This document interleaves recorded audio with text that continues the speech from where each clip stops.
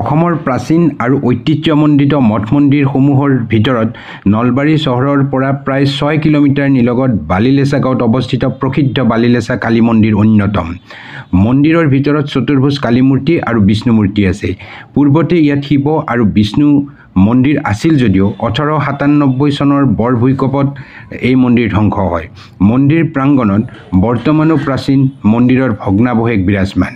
প্ৰাচীন মন্দিৰৰ ভগ্নাৱশেষসমূহৰ স্থাপত্য ভাস্কৰ্যৰ ভিতৰত শিলত খোদিত সিংহ মূৰ্তি, হাতী আৰু পদুম ফুল আদি প্ৰধান। আহোম স্বৰ্গদেউসকলে মন্দিৰৰ নামত ভূমিদান কৰাৰ কথা জনা যায়। বৰ্তমান মন্দিৰৰ চৌহদত মন্দিৰৰ সংলগ্নকৈ সভাঘৰ, বুলনিঘৰ, ভোগঘৰ আৰু কাৰ্যালয় আছে। সভাঘৰটো প্ৰায় 65 ফুট দীঘল আৰু প্ৰায় 32 ফুট বহল। 10 বিঘামান মাটিত খন্দা কালীসাগৰ নামেৰে মন্দিৰৰ এটা ধুনীয়া পুখুৰী আছে। দৈনিক কমেও 300ৰো অধিক দৰ্শনাৰ্থীৰ পয়োভৰ দেখা যায়। প্ৰতি বছৰে মন্দিৰ সমিতিয়ে নিৰ্বাচন কৰা মুখ্য পুৰোহিতৰ তত্বাৱধানত মন্দিৰৰ পূজা অৰ্চনা চলে। সমিতিয়ে মুখ্য পুৰোহিতজনক এবছৰৰ বাবেহে নিৰ্বাচন কৰে।